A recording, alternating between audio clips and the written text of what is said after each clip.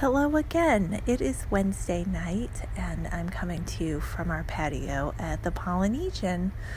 It has been a long day, and I'm pretty tired, but I'm dedicated to telling you all of this before I forget, because I will forget.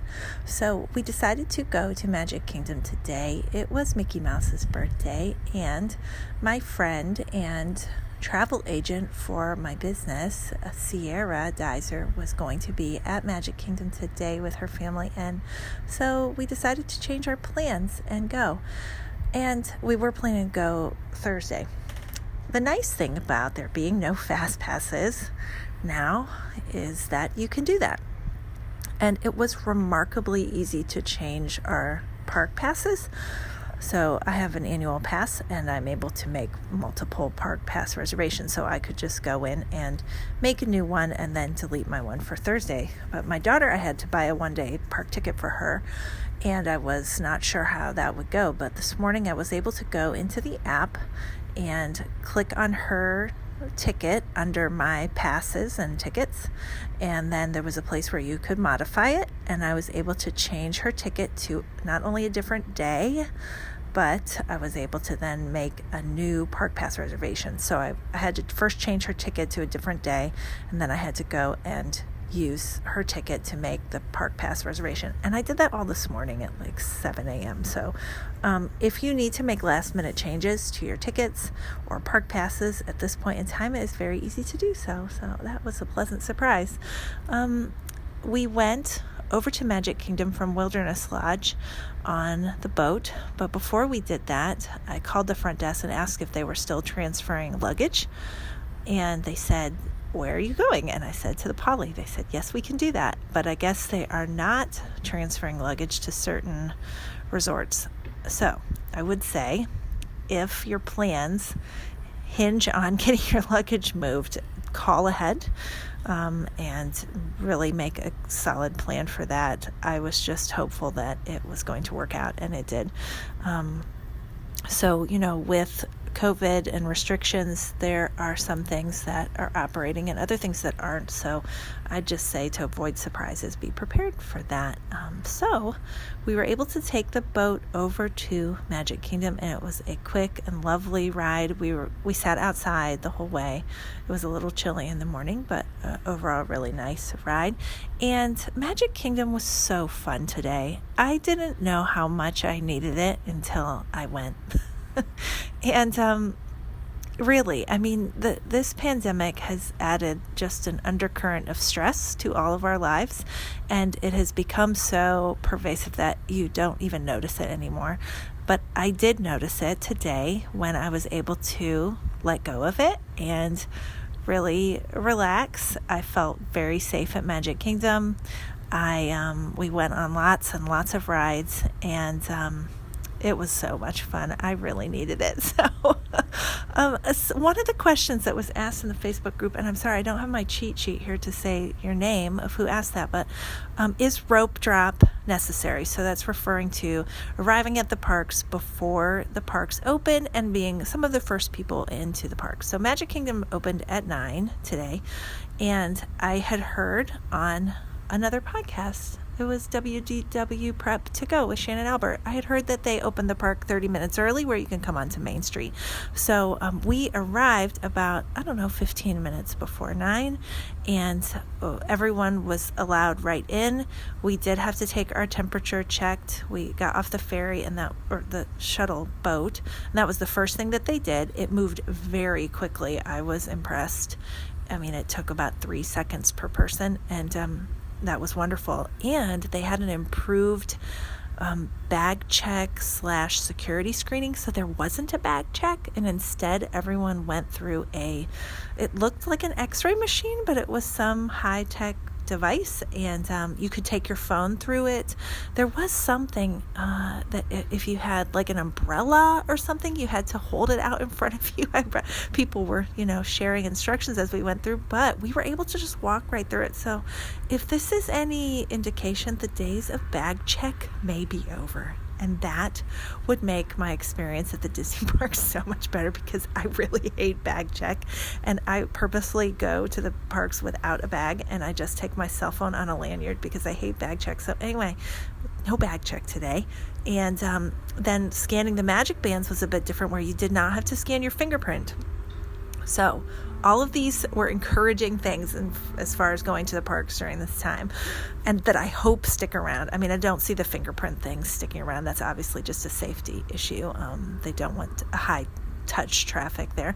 But anyway, it was great. So we got in and we went to Big Thunder Mountain first and walked onto that, and then we were able to do a lot of rides this morning. I had been kind of watching the wait times for the last few days.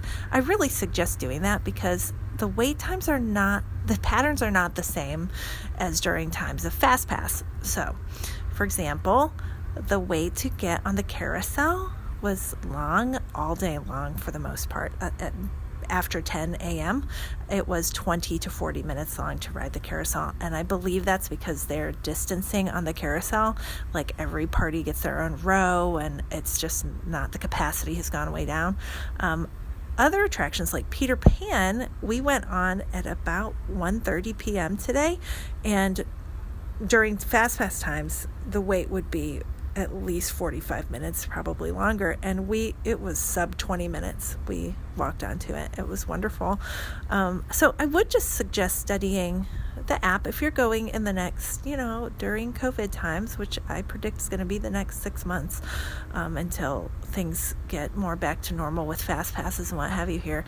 Study the wait times and the patterns a bit. I mean, just pop into the app for a minute or two and look at the wait times before your trip to get a sense of the kind of different patterns, because I expect they'll still change. So we did get some lunch at Pecos Bill. There was tons of outdoor seating. We ate outside. I was encouraged by how easy it was to find a place to eat outside. There were lots and lots of people eating indoors, so there's lots of that option, though we are sticking with trying to eat outside, because why not, if there's the option there. And it was a pleasant day. We did see a lot of character cavalcades. That's what they're calling the little mini parades that come through randomly. I think we saw them all. We saw them come through Frontierland, and that's where they start. They follow the parade route, which goes through Frontierland and Liberty Square, and then takes a right and goes in front of the castle and down Main Street, USA. So we saw Santa and the dancing reindeer that are from the Very Merry Christmas Party parade. And they're strange and cool in their own way. And we saw the soldiers marching with a live band. That was very cool. We saw Mickey and Minnie and the Fab Five were walking along and on the float. And then we saw the princesses, which were my favorite. They were fabulous. And Merida was riding a real horse, which I love horses, so that was very cool. And then, really all of the main princesses were on 2 different floats that came through. It's nice how spontaneous they are. They don't give you any time, to form crowds. So we were able to watch these go by with no one around us. That was wonderful. And I like that they're spontaneous. There's no set schedule, but there does seem to be a pattern to them where, if you have seen Santa, then next will come, who came next? Mickey and the gang. And then after that will come the princesses. So at least that allows you to kind of aim to see the ones you haven't seen and what have you. And they came frequently. Every 15 or 20 minutes, I would say. So that was really lovely. We also saw the characters in the morning when we arrived at the park. A bunch of characters were up on the train station and waving at people. Music was playing. What other character sightings did we see? Oh, they came up on the train station again at one point in the afternoon when we were leaving for the afternoon, and we got to see them again. So really there were a lot of characters in the parks. I was encouraged by that. That's what I had heard from reports of people going, and that was true for us. We did check into the Poly today. and had a bit of an issue. They're doing direct to your room with the app, and really strongly encourage everyone to go that route where you get a notification, a text message and or email when your room is ready. And our room was ready at 11:30 a.m., which was incredible. I had heard reports at first when the resorts reopened in July that people weren't getting into their rooms until 4 p.m. or later sometimes, but both of our rooms were ready relatively early so far on this trip. But we had booked a Lakeview studio, and I've never stayed in a Lakeview studio here, so we got into our room here, and I went to look out the window at our Lakeview, and it was bushes. And I was like, and I was like, well, maybe the Lakeview's around the corner. So I go to the edge of the patio, and it's like the docks for the ferry boat. And there's like, you can maybe see like a little sliver of water. And I was like, this is not good, because it's not cheap in terms, we rented points, but it's not cheap to stay in these Lakeview studios. And we're here for 3 nights. So I was like, oh, I hate to do this, but I'm going to call the front desk. So I was very polite, and I said, hi, I just wanted to double check because we booked a Lakeview studio and I can't see the lake. So I just want to make sure we were put in the right kind of room, and made it not so like I was whining. But the gal said, well, what do you see out your window? I said, bushes. She said, well, let me put you through, and someone will call your room back. So we waited about 25 minutes. Nobody called. So I called again, and I was like, I just would like to know, because we're just sitting here basically, trying not to touch anything in the room. And are we going to get moved or not? So a manager from the Polynesian did call me back, and he said, we can move you 4 rooms down the hallway, and you'll have a better view. And I was like, great. So then we came to this room, and it's a wonderful view. It's what I expected. So it's, water. The bungalows are right in front of us. We can see the castle and Space Mountain. And if there were fireworks, it would be a perfect view of fireworks. But there are not fireworks right now. In fact, there's no nighttime entertainment at any of the parks per se. So that is a downer. But at Magic Kingdom tonight, Sierra gave me the heads up about lots of things today. Hold on, I'm going to say more about that in a second. But she told us that there are projections onto the castle, and they change about every 10 or 15 minutes, and to go back at night. So we came and checked in. My daughter, who's crazy, had to swim in the pool, though it's cold here in Florida for swimming. I think it was probably, 68 degrees or something. It was too cold. But anyway, she swam anyway. And we ate some dinner here and got to go from Captain Cook's, which is the quick service here. And then we went back to Magic Kingdom to see these projections on the castle, and they were so cool and completely worth going back for. They have strobe lights that come out from the castle kind of in the pattern of fireworks, and these projections on the castle are incredible. So there is magic, and I have to really applaud Disney for trying to keep the magic while keeping everyone safe, and we felt like it was a wonderful time at the parks today. So Sierra, I texted her before she got to the parks all these questions. What is up with the cavalcades? What should we do about that? What is it? She knew everything because she has been here 4 times since July, trying to learn everything that's new here.